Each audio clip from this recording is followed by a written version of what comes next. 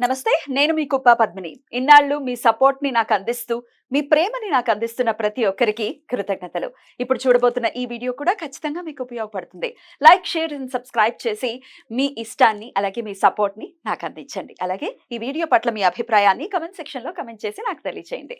నమస్తే. నమస్తే. Welcome to our channel. నేను పద్మిని. ప్రస్తుతంతో పాటు ప్రముఖ ఆధ్యాత్మికవేత్త, వాస్తు జ్యోతిష పండితులు శేషగిరిరావు గారు ఉన్నారు. మాట్లాడదాం. సార్ నమస్కారం అండి. నమస్తే అండి. బాగున్నారండి? బాగున్నామ్మా. మీ సమయాన్ని మాకు ఇస్తున్నందుకు చాలా చాలా కృతజ్ఞతలండి. వెల్కమ్ టు రెడ్ టీవీ భక్తి. Thank you. మన ప్రేక్షకులందరికీ కూడా ఆ భగవంతుని పరిపూర్ణ ఆయుర ఆరోగ్య ఐశ్వర్యాలను ప్రసాదించాలని కోరుకుంటున్నాను.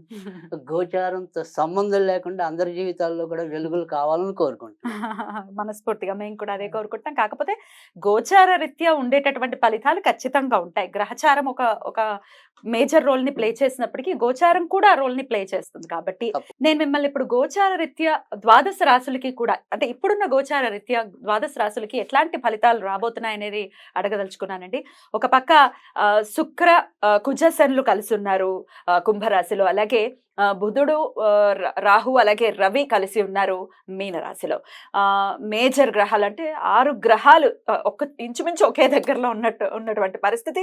ఇట్లాంటి గోచార పరిస్థితులు ఉన్నప్పుడు ద్వాదశ రాశుల మీద ఎలాంటి ఇంపాక్ట్ ని చూపిస్తుంది ఒక్కసారి మీ ద్వారా? తప్పకుండా. అంటే ఇక్కడ మనం ఏదైతే ఇప్పుడు ఈ సంయోగం అంటాం, గ్రహాల సంయోగం అనుకోండి, అది ఒక్కొక్క బిందువులో వారు ఇంకా దగ్గరగా ఉన్నప్పుడు దాని ఫలితం అనేది ఇంకో రకంగా ఉంటుంది. అయితే ఇక్కడ మనం మాట్లాడాల్సింది ఏంటంటే కనుక ప్రతి ఒక్కరి మీద ఒకే రకమైన ప్రభావం అనేది ఉంటుందా అనేది కొంతమందికి వస్తుంది. అంటే ఇప్పుడు సపోజ్ ఒక అశ్విని నక్షత్రంలో పుట్టిన వారు కొన్ని లక్షల మంది ఉంటారు. అవునండి. సో ఈ గోచారాన్ని ఎంత వాళ్ళకి కరెక్ట్ చేయాలి అనేది అందరం మనం నిరంతరం తప్పించే విధానం. ప్రశ్నార్థకమే అది ఎలా ఉంటుంది అనేది. సో ఇక్కడ ప్రత్యేకంగా మనం మాట్లాడుకోవాలంటే కనుక 3 విషయాలు ప్రతి రాశిలో కూడా మున్ముందు, అంటే సమీప ఒక 2-3 నెలల భవిష్యత్తు కనుక తీసుకుంటే కనుక కనీసం ఒక 3 నెలలు వివిధ కోణాల్లో ముఖ్యంగా వచ్చేప్పటికీ ఆరోగ్య సమస్యలు పెరుగుతాయి. ఒకటి ఎవరెవరికండి చెప్తా. సో ఆరోగ్య సమస్యలు అనేది పెరుగుతాయి. తర్వాత ఎవరైతే ఈ కొత్తగా గర్భం దాల్చి ఉంటారో, అంటే రీసెంట్ అనుకోండి, వాళ్ళకి కూడా ఒక్కోసారి గర్భస్రావ ప్రమాదాలు ఉంటాయి. తర్వాత రెండోది, ఎవరికైతే క్షణికావేశం ఉంటుందో ఆ షార్ట్ టెంపర్తో చేసే నేర ఘోరాల సంఖ్య పెరుగుతుంది. సో అందుకని ఖచ్చితంగా ఈ 2-3 నెలలు కూడా ఏ రాశి వారైనా ఎంతో కొంత జాగ్రత్త తీసుకోవాలి. స్ట్రెస్ఫుల్ లైఫ్ ఉంటుంది 2-3 నెలలు. 2-3 నెలలు. సో అది ఎలా ఉంటుంది అనేది ఒక్కొక్క రాశిని బట్టి చెప్దాం. తప్పకుండా. కుంభరాశి జన్మలోనే ఇన్ని గ్రహాలు ఉండటం, వాక్కు స్థానం, ధనస్థానంలో మరిన్ని గ్రహాలు ఉండటం, అసలు ఎలా చూడొచ్చండి ఈ గ్రహ గోచార పరిస్థితి? వీళ్ళకి ఎలాంటి రిజల్ట్స్ ఉండబోతాం? అంటే ఇక్కడ మనం ఒకటి ఎప్పుడు కూడా జాతకాన్ని జాతకంగా చెప్పాలి. మరీ అంటే ఎవరిని కూడా నన్ను అడిగితే మరీ మూఢనమ్మకంలోనూ పెట్టకూడదు. సో తర్వాత లేదు మరీ మహారాజునే చేసేయకూడదు. ఉన్నది ఉన్నట్టు చెప్పగలిగితేనే అది ఇవాళ కొద్దిగా లేట్గా స్వీకరించవచ్చు, కానీ తర్వాత అదే మంచి అవుతుంది. ఎంత తీసుకోవాలి అంతే తీసుకోవాలి అని చెప్తున్నారు. నేను చెప్పేది దాని మీద డిపెండ్ అవ్వటం. అంటే ఇప్పుడు మనం ఒక్కోసారి చెప్తాం పలానా, ఇప్పుడు సపోజ్ ఈ ధనురాశి వాళ్ళకి ఇందాక మనం చెప్పాం చాలా మంచి ఉంది అని, లేదు వృషభ రాశికి చాలా మంచి ఉంది అని చెప్పాం, లేదు తులారాశికి చాలా మంచి ఉంది అని చెప్పాం.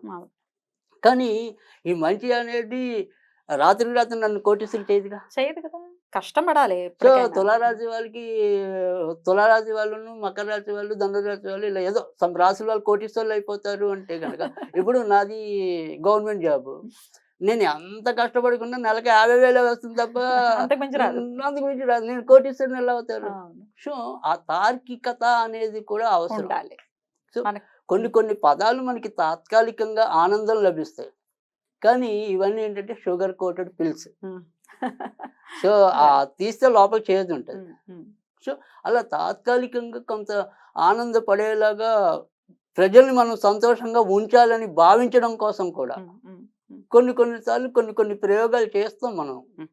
కానీ ఎప్పుడైనా సరే ఆ వాస్తవం అనేది ఇంపార్టెంట్. సో ఇక్కడ ఇలా కుంభరాశికి మనం కనుక చూసినప్పుడు కొన్ని అద్భుతాలు ఉన్నాయి ఇక్కడే, సో కొన్ని అవమానాలు ఉన్నాయి ఇక్కడే. సో అద్భుతాలు ఏంటి, అవమానాలు ఏంటి? సో ఇక్కడ అద్భుతాలు ఏంటి అంటే కనుక ఎవరైతే ఏదైనా సరే ఒక రీసెర్చ్ ఫీల్డ్లో ఉన్న వాళ్ళు, అంటే ఇప్పుడు శాస్త్ర పరిశోధకులు అనుకోండి, వాటిలో చాలా ఉన్నత విజయాలు సాధిస్తారు. కొన్ని కొన్ని కొత్త ఆవిష్కరణలు కుంభరాశి వారి రూపేణ సమాజానికి అందే అవకాశం అయితే ఉంది. తర్వాత రెండోది వచ్చేప్పటికి ఏంటంటే వీళ్ళు జనరల్గా కొద్దిగా స్టబాన్ ఉంటారు. శ్రవణ్ ఉంటారు.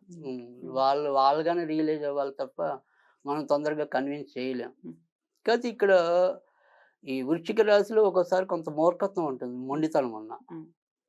వీళ్ళకి చూపురులకి మొండి వాళ్ళు ఉంటారు కానీ వీళ్ళకి లోపల బ్రెయిన్ పెద్దది ఉంటుంది. సో కుంభం అంటే నిండుకుండా తొనకదు అంటాం. ఆ లోపల ఉండేది మీకు తెలియదు, నాకు తెలియదు. సో అందుకని ఇక్కడ ఏంటంటే ఆ కుంభరాశి వారి యొక్క శక్తి సామర్థ్యాలు అనేది అందరూ వెంటనే గుర్తించకపోవచ్చు. ఎందుకంటే వాళ్ళు ఓపెన్ కాదు కదా, వాళ్ళ మెంటాలిటీ అనేది ఓపెన్ కాదు ఇక్కడ, తెలియదు. కానీ వాళ్ళు ఎప్పుడు కూడా ఏదో రకమైన పరిశ్రమ కష్టంలోనే ఉంటారు. సో ఈ కష్టపడే గుణానికి కొద్దిగా లేట్ రిజల్ట్స్ ఉంటుంది. కానీ ఇలాంటి ఏవైనా సరే వాళ్ళు ఎన్నో ఏళ్ళుగా ఒక ప్రాజెక్టుల కోసం పరితపిస్తున్నారు. ఇప్పుడు ఉద్యోగస్తులే ఉన్నారు. సో ఇవాళంతా కూడా ఐటీ అనుకోండి, సాఫ్ట్వేర్ అనుకోండి, వీళ్ళందరికీ ఒక్కొక్క ప్రాజెక్ట్ వచ్చేదాకా కూడా వీళ్ళ యొక్క పొజిషన్ బెంచ్ మీద ఉంటుంది కొంతమంది ఉద్యోగస్తులు. కానీ అలా బెంచ్ మీద ఉన్న వాళ్ళంతా గేట్లు తెచ్చినట్టు ఇప్పుడు లోపల పరిగెత్తారు. సో అందుకని ఇక్కడ వీళ్ళకి మంచి జరుగుతుంది. తర్వాత రెండోది ఇందాక చెప్పాను, కొత్తగా ఎవరైతే ఈ పరిశోధనలు లేదా గత కొన్నేళ్ళుగా కొన్ని ప్రాజెక్టులతో కుస్తీ పడుతున్నారు, అవన్నీ కూడా ఇప్పుడు కార్యరూపం దాలుస్తాయి. సో ఆ రకంగా కొత్త వాళ్ళకి మంచి, లేదా కొత్తవి కావాలని ఆశపడుతున్న వాళ్ళకి మంచి. కానీ చెడు ఎవరికి ఉంది? చెడు కూడా ఉంది. చెడు ఎవరికి ఉంది అంటే ఆల్రెడీ కొంతమంది కొంత నెలలుగా ఎవరైతే ఈ రుణ బాధల్లో ఉన్నారో, ఈ రుణదాతలు ఉన్నారు మరి వీళ్ళకి ఇచ్చిన ఈ రుణదాతల ఒత్తిడి పెరుగుతుంది. సో అది వీళ్ళు తప్పించుకోలేకపోతారు. సో దానివల్ల కొంత అవమానపడాల్సిన పరిస్థితులు అయితే ఉంటాయి. అలాగే సేమ్ ఇదే కుంభరాశి వాళ్ళకి ఏలినాటి శని నడవటం అనేది ఒకటి, తర్వాత లగ్నంలోకి కుజుడు వచ్చి చేరటం ఒకటి. కనుక వీరు కూడా ఆరోగ్య విషయంలో జాగ్రత్త వహించవలసి ఉంటుంది. ముఖ్యంగా ఈ జీర్ణ వ్యవస్థకి సంబంధించిన కానీ, కాలేయ సంబంధించిన వ్యవస్థ కానీ, ఇలాంటి వాటిల్లో కొంత ఇబ్బందులు ఎదుర్కోవటం అనేది కూడా ఉంటుంది. అలాగే ఒకసారి ఈ ఊపిరితిత్తులు శ్వాస ఆడకపోవటం, ఇలాంటివి కూడా కొంత ఇబ్బందులు ఫేస్ చేసుకోవటం అనేది కూడా ఉంటుంది. ఇంకొక 2 వ్యాధులు కూడా ఉన్నాయి. తర్వాత రెండో స్థానంలో ఎప్పుడైతే ఇక్కడ రవి ఉన్నాడో, తర్వాత ఆల్రెడీ కంటి సమస్యలతో ఎవరైనా బాధపడితే ఆ కంటి సమస్యలు పెరుగుతాయి. తర్వాత చిన్నపిల్లలకి కళ్ళద్దాల అవసరం తొందరగానే పడవచ్చు ఈ కుంభరాశిలో పుట్టిన వాళ్ళు. సో అందుకని ఈ వ్యాధుల విషయంలో వాళ్ళు కొంతవరకు జాగ్రత్త తీసుకోవాలి. అయితే ఇక్కడ వీళ్ళకి అంటే రెమెడీ ఏదైనా సరే, ఈ వ్యాధులు అనుకోండి, లేదా ఈ రుణాల యొక్క ఒత్తిడి అనుకోండి, అవి తగ్గడానికి వీళ్ళు ఏం చేయాలి? సో వీళ్ళు ఏం చేయాలి అంటే కనుక అందరూ చేయగలిగేలాగా అయితే ఒకటి ఏంటంటే, ఏదైనా ఈ కలబంద చెట్టు కనుక ఉంటే ఆ కలబంద చెట్టుకి మంగళవారాలు కొద్దిగా బెల్లం నీళ్ళు పోయటం వల్ల ఈ రుణ బాధలు కానీ, లేదా ఇంట్లో ఉండే ఈ రోగాల సమస్యలు కానీ. చాలా బ్యూటిఫుల్ గా ఎక్స్ప్లెయిన్ చేశారు. డెఫినెట్ గా ద్వాదశ రాశులకి కూడా ఈ గోచార రీత్యా వచ్చేటటువంటి ఫలితాలు ఎలా ఉంటాయి అనేది తెలియజేశారు. అలాగే రెమెడీస్ కూడా చెప్పారు, రాశి వైజ్ కూడా చెప్పారు. కాబట్టి అందరికీ కూడా ఈ 2 నెలలు చాలా బ్యూటిఫుల్ గానే వెళ్ళాలని మనస్ఫూర్తిగా వెళ్ళాలని మనకు కూడా కోరిక. తప్పకుండా మీ సమయం ఇచ్చి మాకు ప్రెడిక్షన్స్ ని తెలియజేసినందుకు చాలా చాలా కృతజ్ఞతలండి. నమస్కారం.